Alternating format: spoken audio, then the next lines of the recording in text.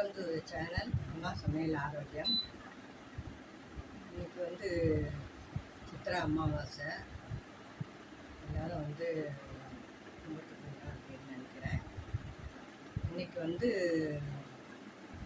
இந்த முதலே போட்ட இந்த வீடியோ நான் குப்பை மீனி வேறு அமாவாசை அன்னைக்கு மாற்றலாம் அப்படின்னு சொல்லிட்டு அந்த மாதிரி அந்த வீடியோவை பார்த்துட்டு நீங்கள் அதே மாதிரி நீங்கள் மாற்றலாம். அதில் நான் சொல்லியிருந்த பிரகாரம் கசகசா, அப்புறம் இது காசு 120 ரூபா, அதுக்கப்புறம் இந்த வேறு கொஞ்சம் பச்சை கற்பூரம் போடுறது ரொம்ப நல்லது. குப்பைமேனி வேறு எப்படி எடுக்கிறதுன்றது நான் முதல்ல அந்த வீடியோவில் போட்டிருக்கேன். அது மாதிரி நீங்கள் அதை பழசாக இருக்குது அப்படின்னு சொன்னால் ஒவ்வொரு அமாவாசையும் அதை மாற்றலாம்.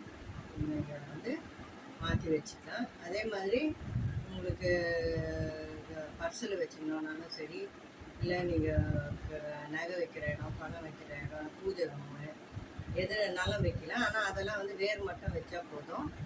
இது நீங்கள் ஒரு இடத்துல பூஜை ரூமில் வைக்கிறது நான் முன்னாடி வீடியோவில் சொன்ன மாதிரி வைக்கலாம். நீங்கள் அதுக்கப்புறம் இந்த அமாவாசை சித்திரை அமாவாசைக்கு அப்புறம் புதன்கிழமை, வெள்ளிக்கிழமை 2 நாள் நல்ல நாள் வருது. வளர்ப்புற முகூர்த்த நாளாக வருது.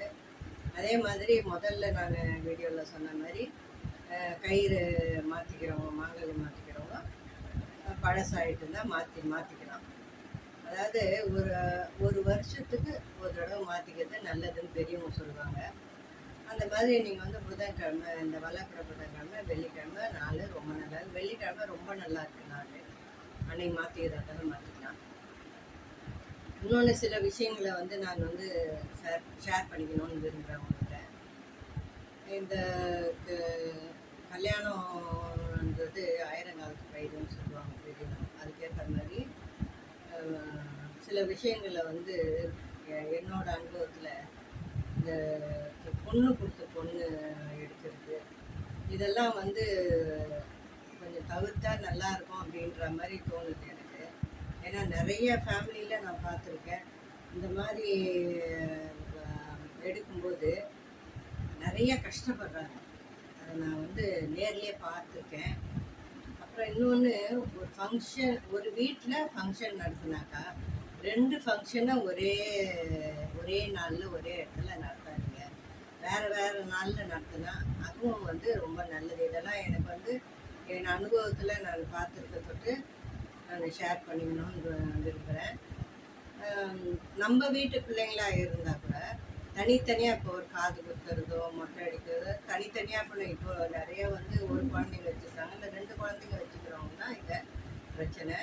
இதை தனித்தனியாக செய்கிறது நல்லது. எந்த ஒரு விஷயமா இருந்தாலும், கல்யாணமாகட்டும் எதாகட்டும். அதே மாதிரி வேறு ஃபங்க்ஷனு, ஒரு சீமந்தம், ஒரு கல்யாணம், அந்த மாதிரி எந்த ஃபங்க்ஷனாக இருந்தாலும் நம்ம வீட்டு ஃபங்க்ஷனை 2த்தையும் ஒன்றா நடத்தக்கூடாது. தனித்தனியாக அது செலவு அப்படின்ட்டு பார்த்தீங்கன்னா சிம்பிளாக பண்ணிக்கோங்க. ஆனால் ஒன்றா பண்ணால் அது நேர்த்தி ஆக மாட்டேன்றது என் மனசில் பட்டதை சொல்கிறேன். அப்புறம் அவங்கவுங்க விருப்பம், எப்படி அவங்கவுங்க ஃபேமிலிக்கு ஏற்ற மாதிரி பண்ணிக்கிறீங்களோ அப்படி பண்ணிக்கலாம். பட் எனக்கு தோன்றதை நான் அனுபவிச்சதை நான் சொல்கிறேன். இந்த மாதிரி நிறைய விஷயங்களை சொல்லணும்னு நான் ஆசைப்பட்றேன். இந்த வீடியோ பெருசாக போயிட்டுருக்கோம். அதனால் எனக்கு தெரிஞ்சதை அப்பப்போ நான் சொல்கிறேன், நீங்கள் கேட்டுக்கோங்க. இதை என்னோடய சேனலில் சப்ஸ்கிரைப் பண்ணி வச்சுங்கன்னா நாங்கள் சொல்கிற ஒவ்வொரு விஷயமும் உங்களுக்கு நோட்டிஃபிகேஷனாக சேரும். இதை நீங்கள் இது பண்ணிக்கலாம். எல்லாரும் இன்புற்று வாழ அந்த எல்லாம் வல்ல இறைவனை நான் வேண்டிக்கிறேன். தேங்க்ஸ் ஃபார் வாட்சிங்.